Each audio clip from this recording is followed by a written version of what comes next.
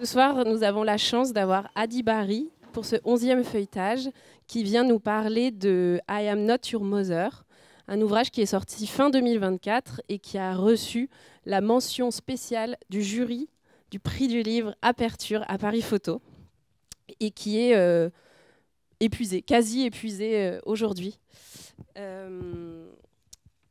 Donc Adi Bari est une artiste américaine guinéenne qui a grandi en Côte d'Ivoire et au Sénégal.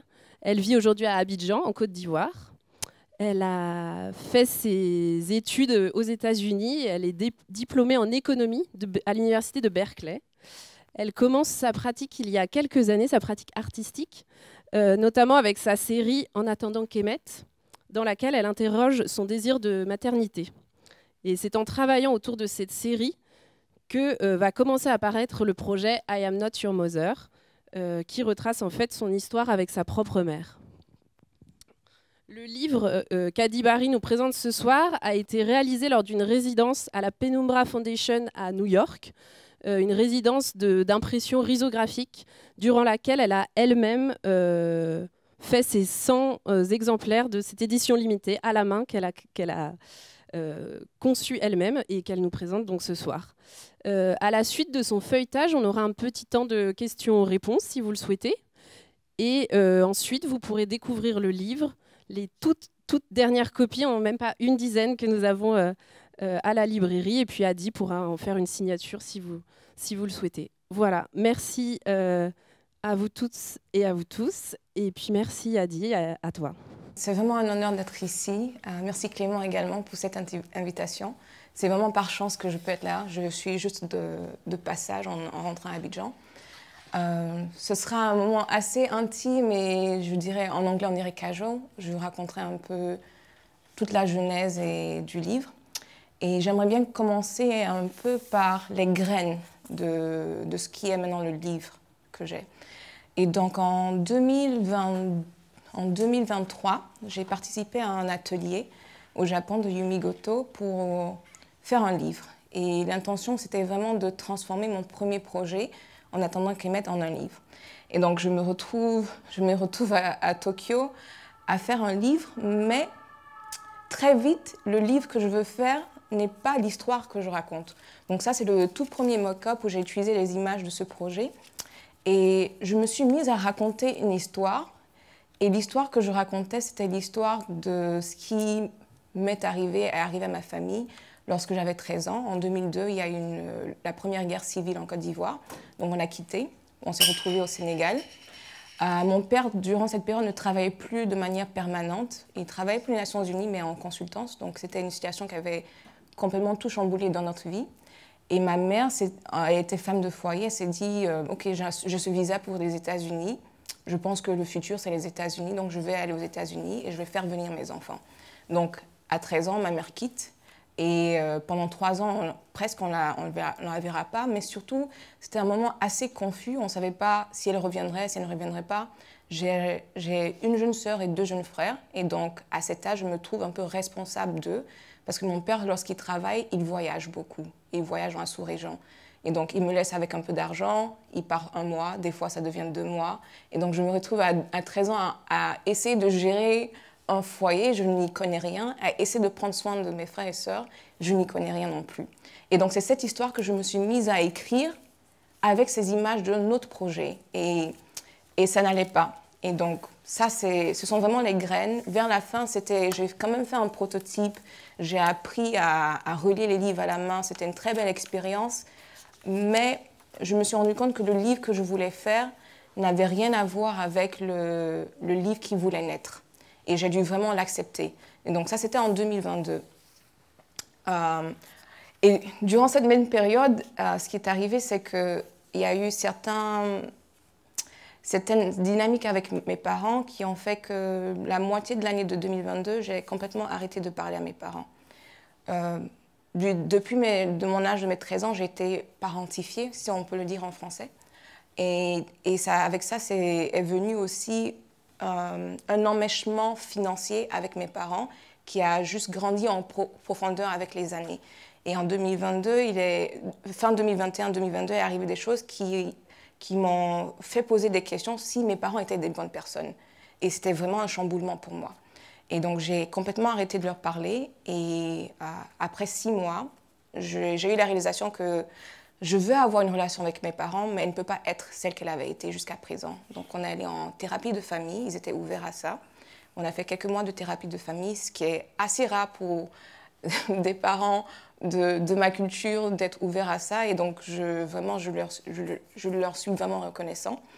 Et à l'issue de cette thérapie, en début 2023, je suis allée aux États-Unis pour passer du temps avec mes parents après avoir passé 1 an et demi sans les voir. Et durant cette période, je me suis remise à prendre des photos de ma mère. Et l'idée, c'était vraiment, du mieux possible, accepter la personne qu'elle était et apprendre à la regarder d'une autre manière. Et parce que ce livre, en fait, c'est vraiment un livre que j'avais besoin de faire parce que du point de vue de créativité, je n'arrivais pas à faire quoi que ce soit d'autre. Il y avait un blocage. Je ne pouvais rien faire tant que je n'avais pas raconté cette histoire et fait ce livre, mais aussi plutôt pardonner mes parents, pardonner ma mère surtout, et décider de faire de mon mieux pour raccommoder notre relation. Et j'avais besoin d'un objet pour ça, j'avais besoin d'un véhicule pour ça. Donc, d'où ce livre. Le titre est resté le même, I am not your mother. J'ai beaucoup aimé cette phrase, elle m'est venue durant l'atelier de confection de livres, parce que d'une certaine manière, c'est une phrase que je dis à mes frères et sœurs, c'est une phrase que je dis à ma mère, et le note est en parenthèse parce que ma mère me répond « I am your mother ». Et donc, j'aime bien un peu cette dynamique-là. Et il y a aussi une certaine violence dans cette phrase que je voulais explorer aussi dans le livre. Donc, j'aime beaucoup les livres photos, mais j'aime également des livres photos qui sont assez épurés. Donc, je voulais, en termes de la couverture, je voulais juste une image. Je ne voulais pas de titre, je ne voulais rien de spécial, je ne voulais pas mon nom.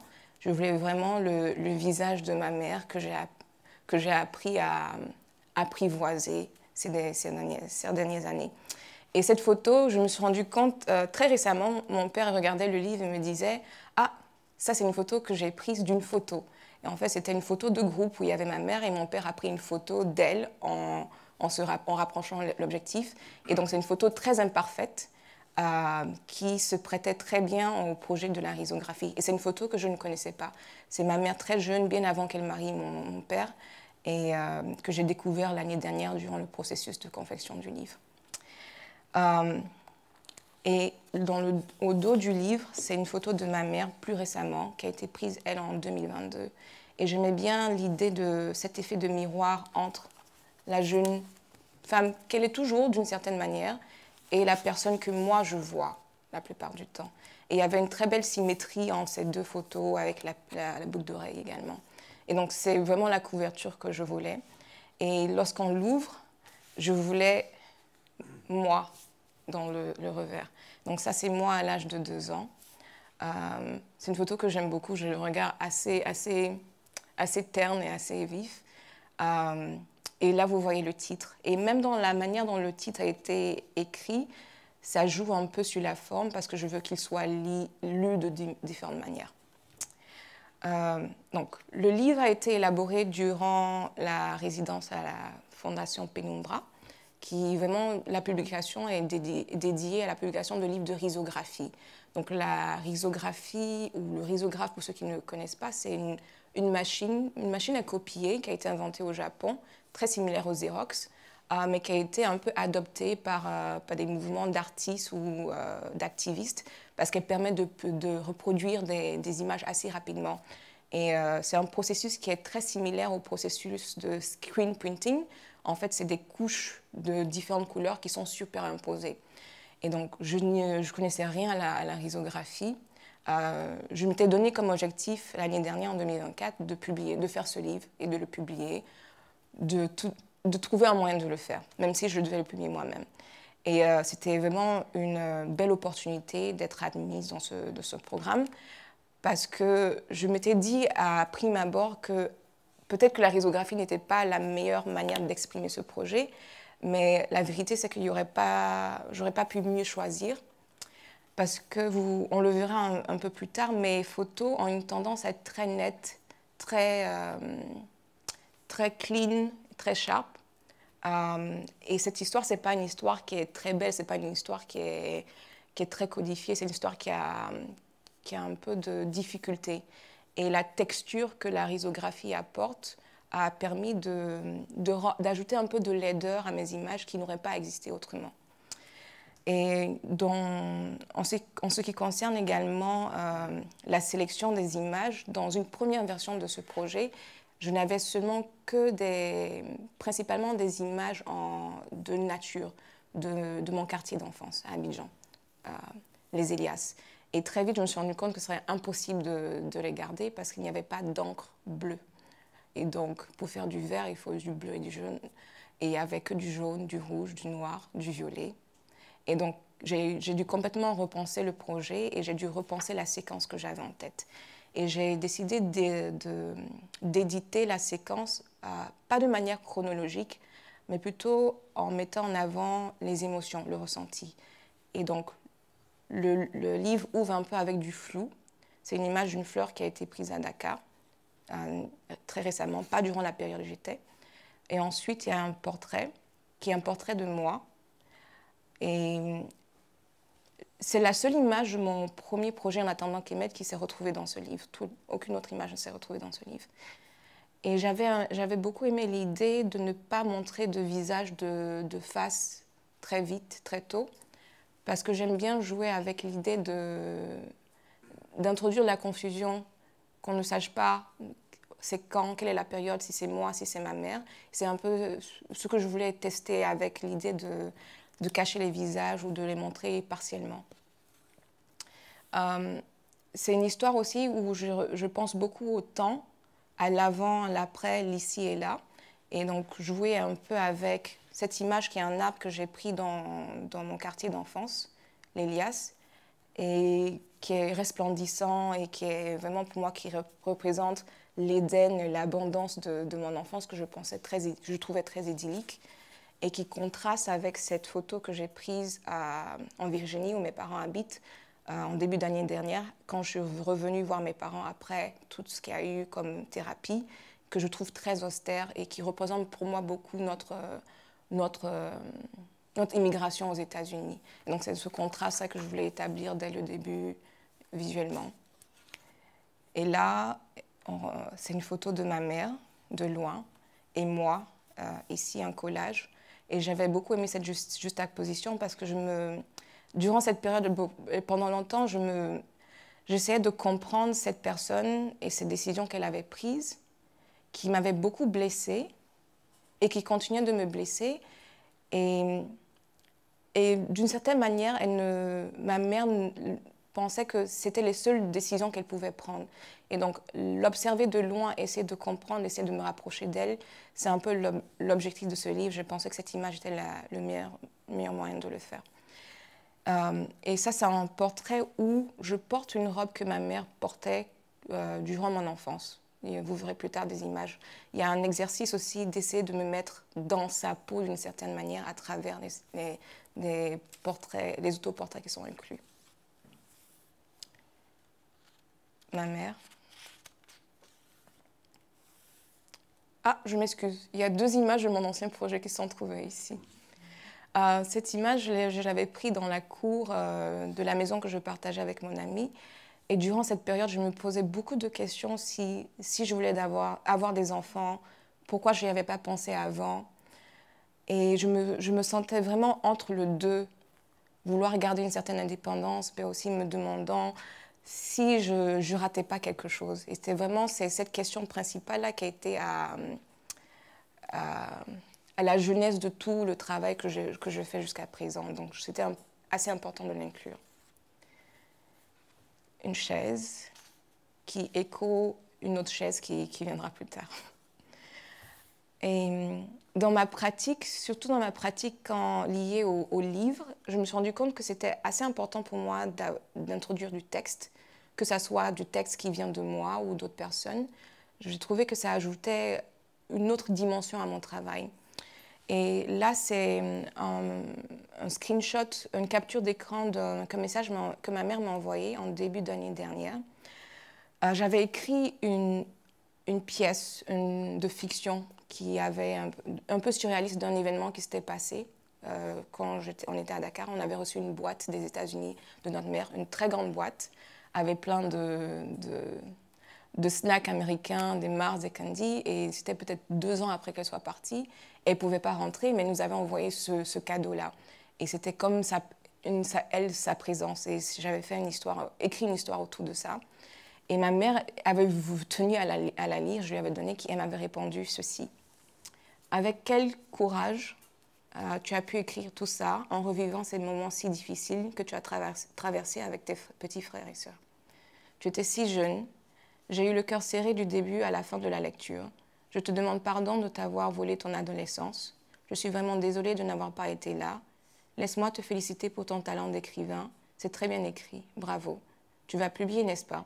Je t'aime et t'embrasse très fort. Bonne continuation. Bisous. Je vous le dis, quelle force. Force et courage. Donc ma mère m'avait envoyé ce message avant que j'entame le processus d'élaboration du livre. Et ça m'avait beaucoup touchée.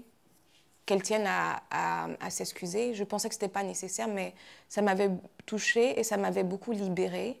Et ça m'a permis d'approcher le livre avec un peu plus de grâce qu'avant. Et c'était nécessaire pour pouvoir faire un livre qui n'était pas juste un livre où je me plaignais de ce qui m'était arrivé. Et donc là, on rentre un peu dans l'introduction d'images d'archives. Donc ça, c'est ma mère enceinte de moi sur une chaise. Et les encres utilisées sont les encres rouges et noirs. La plupart du livre n'est faite qu'avec du rouge et du noir. Et à travers les tests, j'ai trouvé que ça apportait une certaine texture aux images. Ça rendait les images assez laides, mais aussi assez intéressantes. J'avais beaucoup aimé la manière dont ça rendait la peau noire en particulier. Et donc, à ce moment, j'ai décidé que toutes les images d'archives seraient en couleur et toutes les images récentes seraient en noir et blanc. C'est un peu la décision que j'ai prise là. Et donc là, on commence à voir un visage à qui on sait avec le message qu'il y a une mère qui se répand, est-ce qu'on répand de quelque chose, mais on ne sait pas de quoi exactement. Donc là, c'est moi, ma mère et moi. Et c'est la même robe ici que je porte là, parce que ma mère regarde tout. Et dans la sélection d'images d'archives à introduire, je me suis un peu... J'ai redécouvert nos images et j'ai voulu inclure des images où ce n'était pas juste des images de ma mère avec moi ou mes frères et sœurs, parce que je me suis rendu compte qu'il faut que j'accepte que c'est une personne à part entière, que c'est une femme, qu'elle est une jeune femme qui apprenait la vie en nous ayant. Et donc il y a des images de ma mère dans des moments de joie. Ça, c'est mon père dans le coin. Ma mère, lorsqu'elle a vu cette image, elle a dit « Moi, je passais un bon moment, je suis sûre que ton père n'était pas content. » Mais... Et là, ma mère a une certaine joie de vivre que je voulais aussi illustrer dans la sélection. C'est une photo de 2 photos de moi d'enfance en Guinée, à Conakry, parce que je tenais d'une certaine manière à inclure tous les différents endroits de mon histoire. Donc la Guinée, Conakry, la Côte d'Ivoire et le Sénégal. Et donc, parce qu'il y a beaucoup d'ici et là, avant et après, que je voulais refléter dans la sélection d'images. Ma mère, le jour où mon père a pris le vol pour Abidjan, lorsque j'avais 2 ans à l'aéroport, on l'a rejoint après. Moi, à l'âge de 10 ans, ma mère avait 35 ans, ce qui est mon âge là, en ce moment. Et donc là, la première partie du livre, c'est vraiment introduire ces images de cette femme dans cette période-là. Et il se trouvait aussi que ma mère adore le rouge, donc l'utilisation du rouge et du noir était vraiment parfaite parce qu'elle avait beaucoup d'images où elle avait soit du rouge ou elle s'adornait de rouge à lèvres. Et donc c'était parfait. Donc après cette introduction de cette personne, de cette figure de la mère, on arrive à une section qui est la section, je trouve, la plus intime et qui était aussi la plus difficile à décider d'inclure pour moi. Et donc ici, ce sont des extraits de mes journaux intimes de mon adolescence, donc toute la période où j'étais à Dakar, donc à partir de l'âge de 13 ans. Et c'est aussi la seule section qui est entouré de cette image-là que j'avais adorée parce qu'en testant comment les fleurs ressortaient, j'ai trouvé que ce mélange du jaune et du rouge était assez frappant. Et je me suis dit que ça serait parfait pour un peu protéger cette section-ci. Je vais lire seulement quelques extraits de ces entrées. Ils étaient originalement principalement en français, je les ai traduits en anglais. Et le processus d'avoir à relire tous ces journaux, qu'on est adolescent, vraiment, les préoccupations qu'on a et les pensées qu'on a sont très cringe, je dirais.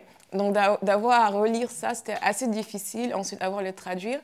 Mais aussi, je ne t'ai pas rendu compte à quel point l'absence de ma mère figurait dans mon psyche. Et donc, j'ai commencé ces extraits avec le jour de son départ, donc 30 avril 2003. My mother traveled. She left for the United States yesterday at 11 p.m. We didn't part on the best of terms, but I can't hold a grudge for more than 2 days, especially not against my mother. She should normally arrive in the USA at 2:30 p.m. I don't know why these details, which will be 9 or 8:30 a.m. there. Now back to me. Today went well at school. I got a 20 sur 20 in biology, 17 sur 20 et 19 sur 20 in chemistry, 16 sur 20 en dictée, 15 sur 20 in grammar, 19 sur 20 in Spanish, 15.5 sur 20 in English and 7 sur 10 in math. I have to admit, I'm quite proud of my results. J'avais perdu un sens de contrôle et donc je me retrouvais avec des parents qui étaient absents. Ma mère vraiment absente physiquement pendant longtemps. Mon père, il venait, il partait. Et la seule chose que je contrôlais, c'était l'école.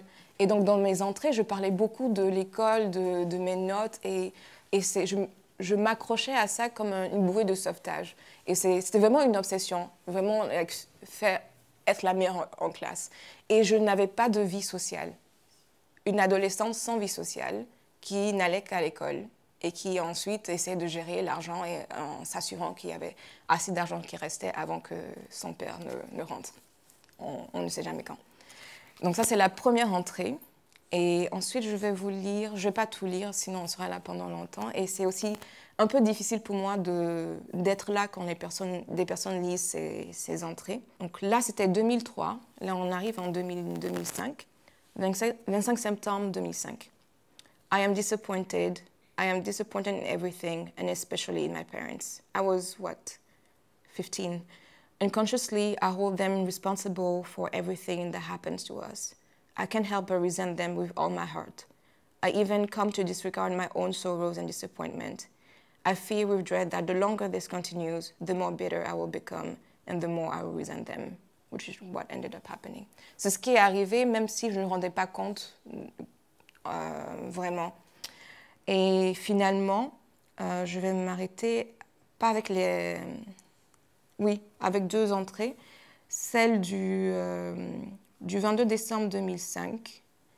Ma sœur est née le 23 décembre, donc c'était un peu avant son anniversaire. Tomorrow is my sister's birthday. I'm wondering what we could do to celebrate since our parents aren't here. None of them were there. A cake, fruit cake, yum. Chocolate ice cream, pancakes, nothing.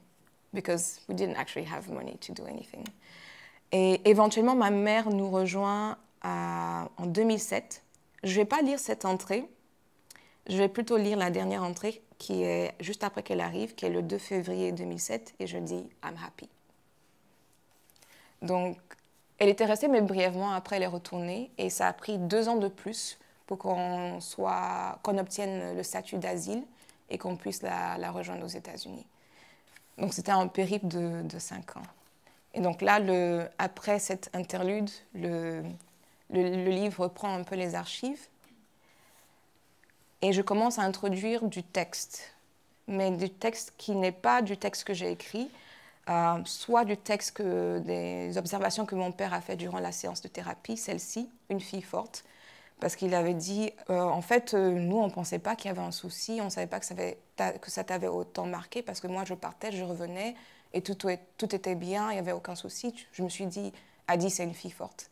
Et moi, ça m'avait vraiment choqué que c'est ce qu'il pensait. Et durant le processus de sélection d'images, il y avait cette photo qui a été prise à Dakar. Je devais être en classe de 4e. Et ma mère avait vu cette photo et sa réaction était « Ah, tu étais si jolie ». Et quand moi, je regarde ces photos, je ne sais pas ce que je vois. Je vois une adolescente qui est en colère, qui est en peine. Et je me suis dit « Ah, même maintenant, elle ne le voit pas ». Mes parents n'avaient aucune idée de ce que je ressentais.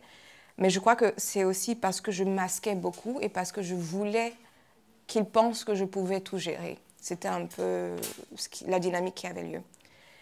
Et donc là, on sort un peu des images d'archives et j'introduis maintenant des images du présent, en commençant par ces autoportraits de moi dans les habits que ma mère portait dans ma petite enfance et qui ont été pris autour de mon anniversaire l'année dernière.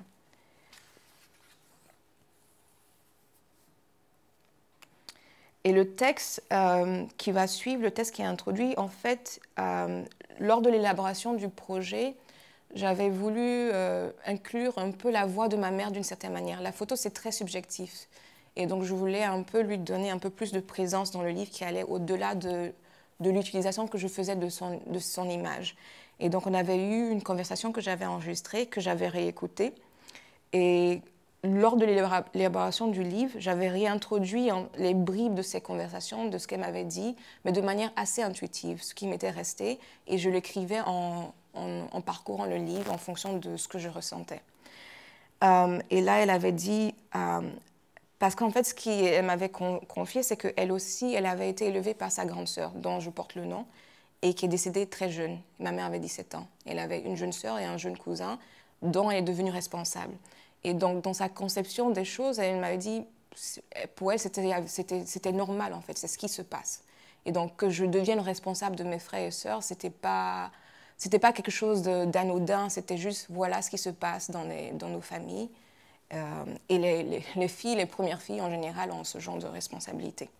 Et donc, elle avait dit, I took it in stride, but I never complained about it, sa situation à elle.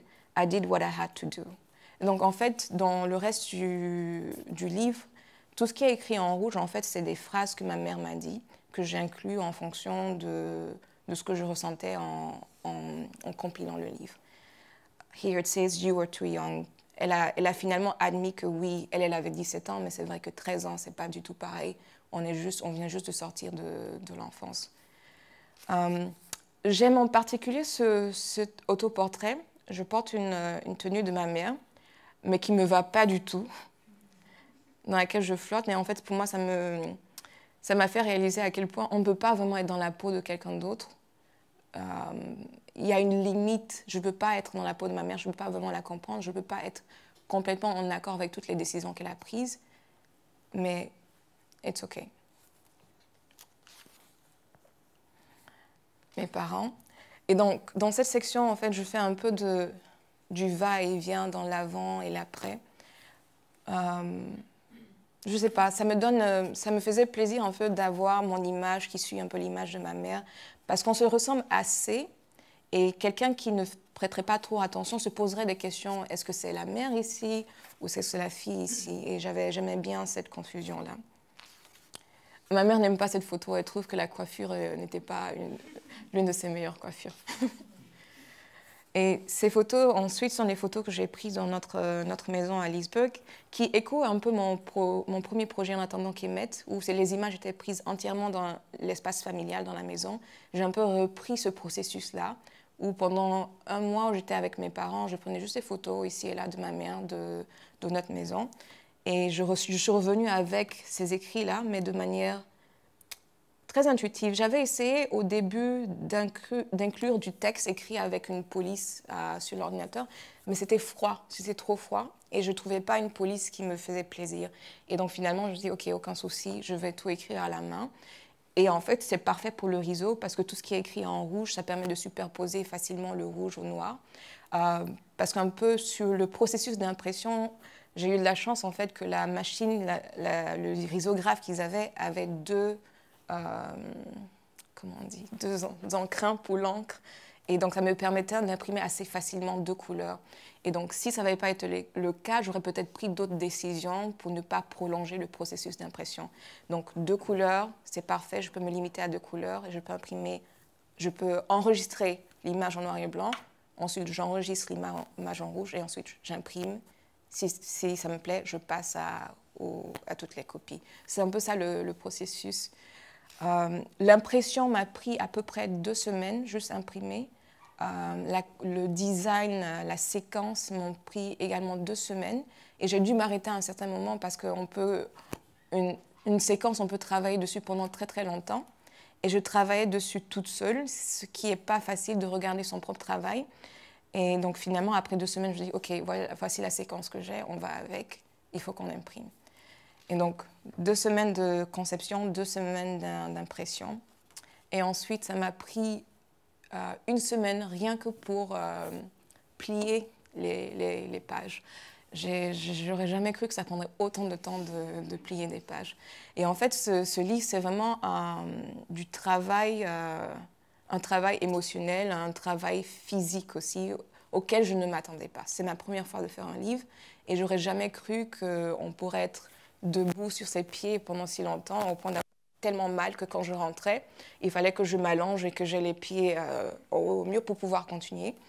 Et j'ai dû m'imposer aussi de ne pas travailler du tout sur le livre durant les week-ends, sinon je n'aurais pas eu le stamina pour le finir.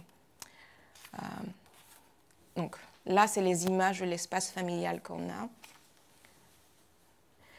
Et ici, je crois que c'est peut-être l'une de mes images préférées du livre, surtout avec l'association avec le texte.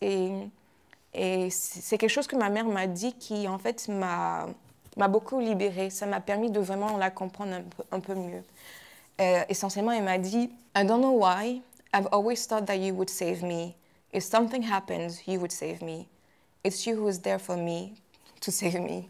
I've just always thought that way. You, my daughter, my eldest. » Ça m'a fait comprendre, en fait, à quel point, dans sa conception de qui j'étais, de notre relation, elle me voyait vraiment comme la personne sur laquelle elle pouvait compter. Et donc, quand elle prenait des décisions, elle ne pensait pas que c'est trop difficile pour Adi ou ça va l'impacter de manière négative parce que je ne lui ai jamais montré, en fait, que ça m'impactait de ces manières. Et donc, elle, d'une certaine manière, je jouais un rôle maternel aussi pour ma mère. Et c'est assez bizarre parce que j'ai le nom de sa sœur qui l'a élevée. Et donc, c'est vraiment un peu ça me fait penser que le temps est un cercle, en fait. Et donc, la relation qu'on a ensemble, ce n'est pas une relation seulement mère-fille de ce sens, ça va aussi dans l'autre sens. Là, ce texte, je l'inclus. Il y a une partie de ma relation avec mes parents sur laquelle je ne me suis pas trop penchée dans ce projet. C'est un peu l'aspect d'abus financier que j'ai vécu de la part de mes parents. Là, il dit, you know, because you were working, you would continue to pay the mortgage. En fait, ma relation avec mes parents, j'étais vraiment le 3e parent, au point où, lorsque ma mère a décidé d'acheter une maison en Virginie, elle m'a forcée à acheter la maison avec elle pour pouvoir utiliser mon crédit. En fait, il y a tellement de niveaux d'emmèchement. Mais ce n'était pas un aspect de notre relation sur lequel je voulais trop me pencher dans ce livre en particulier. Mais c'était vraiment quelque chose auquel je devais mettre fin aussi dans ma relation avec mes parents. For me. C'est une continuation de la phrase ici. You know, because you were working, you would continue to pay the mortgage for me. That was the expectation que ma mère avait pour moi. Et là, c'est le tapis de prière de ma mère. J'aime bien regarder les objets que les personnes utilisent très souvent. Et j'avais beaucoup aimé ce tapis qui est omniprésent dans le salon. Et ce jour-là, il y avait une très belle lumière qui tombait dessus. Et j'ai voulu vraiment l'inclure. Et je trouvais que ça allait assez bien avec ce qu'elle m'avait dit. Je pensais faire un bon choix. Celle-ci, c'est l'une de mes photos préférées. Ma mère travaille jusqu'à présent, elle n'a que 60 ans. Elle pense qu'elle est très, très, très vieille, mais elle est vraiment dans son prime. Donc, je pense qu'elle est dans son prime. Mais elle déteste avoir à travailler. Donc, dès qu'elle peut, elle passe beaucoup de temps dans son lit. Et pour moi, vraiment, c'est vraiment la plupart du temps, quand je suis avec ma mère, je la trouve dans ce lit. Et donc, j'ai beaucoup aimé cette image-là. Et quand elle a vu que je l'avais inclus, elle m'a dit « Ah, je crois pas que tu aies pu faire ça, que tu aies pu inclure cette image. » Parce que ma mère aime vraiment se présenter d'une certaine manière. Elle adore son image. Je crois que c'est un côté peut-être de femmes d'Afrique de l'Ouest en particulier, où la manière dont tu te présentes est très importante. Donc, que j'inclus cette image, c'était un choc pour elle. Mais bon. Peut-être lié à ça aussi, pour que je fasse ce livre, j'ai vraiment eu besoin aussi de son autorisation. J'aurais pu le faire sans, mais c'était assez important. Et elle m'a dit, j'ai l'impression que tu as besoin de faire ce livre, donc si tu penses que c'est nécessaire que tu le fasses, fais-le, fais le livre, pardonne-moi, pour qu'on puisse aller de l'avant. Donc c'était vraiment nécessaire. Donc elle m'a vraiment donné la liberté de purger beaucoup de choses. Et j'ai vraiment de la chance qu'elle a été capable de faire ça. Ça, c'est une photo de moi prise par ma mère. Bien sûr, j'ai dit, je vais être là, prendre les photos de cette manière. Mon père était dans le coin. Elle était très fière de cette photo. Ma mère encore. Il y aura beaucoup de photos de ma mère, bien sûr. Et là, c'est une vue de notre fenêtre vers la rue. On est en Virginie, là, vraiment les suburbs des États-Unis. Il n'y a pas plus suburbienne que ça. Et j'avais beaucoup aimé ensuite faire suite à cette image avec celle-ci, qui est encore cette image de mon quartier d'enfance à Abidjan. Je crois que j'ai un attachement un peu irrationnel à cette période de ma vie, sûrement parce qu'on a quitté dans un climat de violence, on a quitté sans savoir ce qui se passait. Donc je suis très imprégnée par ça. C'est sûrement la raison pour laquelle je vis à Abidjan. Aucune de ma famille ne vit à Abidjan. Et j'avais bien aimé l'idée d'avoir ces immeubles-là en contraste avec ceux-là. Encore une fois, jouer sur l'idée d'ici et là, avant et après. Et donc, dans cette section qui est un peu vers la fin du livre, on se rapproche vers la fin. Et donc, je recommence à introduire des images d'archives.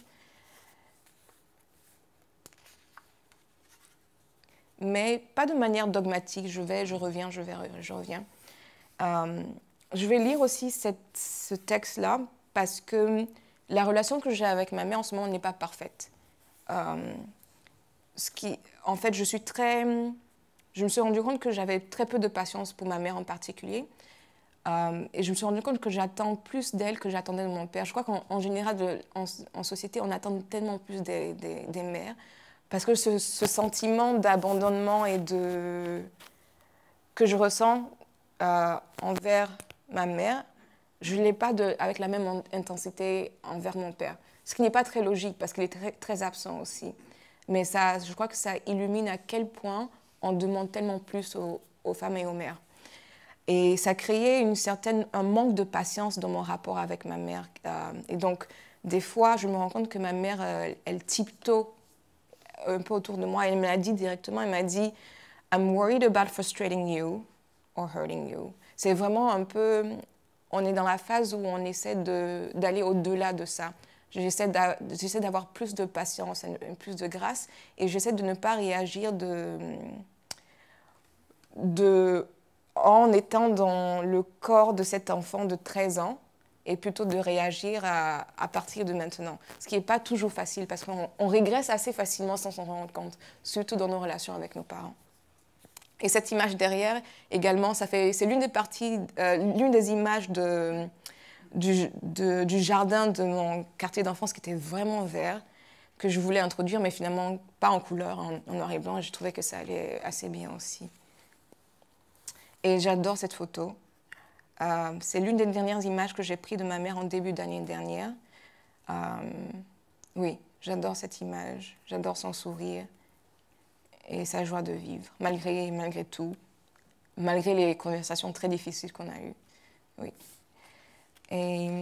Et vers la fin, en termes d'édition, je voulais aussi finir sur un ton un peu plus léger. Je crois que c'est pour ça que j'ai inclus cette image d'elle avec ce sourire à ce point-là. Et ensuite, il y a ce portrait de moi que j'avais pris il y a quelques années où je souris également. Et moi et ma mère, évidemment en robe rouge. Et là, c'est une photo de ma mère enceinte de moi qui était prise par mon père. Je crois que bizarrement, j'aime la photo à cause de mon père. Je ne me suis pas rendu compte. Il prenait beaucoup de photos. Il a toujours pris beaucoup de photos. Et là, il y a un texte que j'ai écrit pour donner un peu du contexte au titre du livre. Et je m'excuse d'avance de toutes ces lectures, mais je trouve que c'est assez important. Donc, je vais lire ce paragraphe également.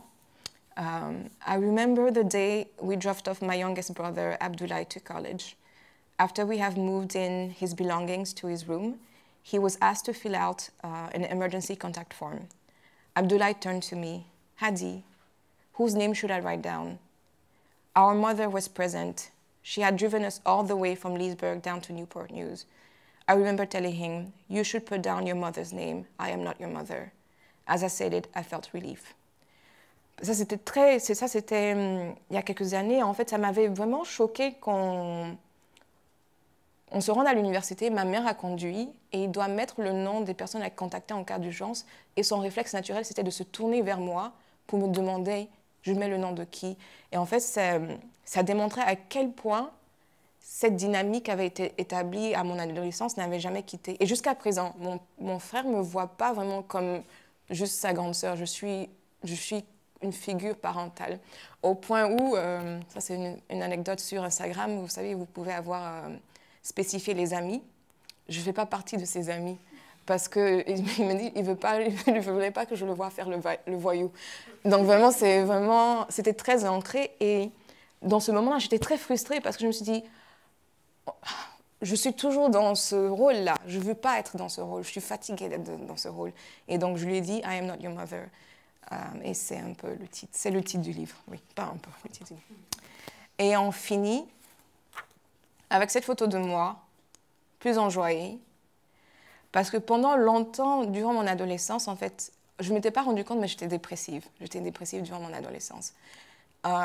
Et pendant longtemps, après, j'avais cette idée de moi d'être une personne qui n'était pas capable de joie, ce qui est faux. Et donc, en choisissant cette image-là, surtout ces images de cette période, c'est essayer de me rappeler en fait que oui, cette petite fille existe toujours. Oui. Donc, voilà. C'est...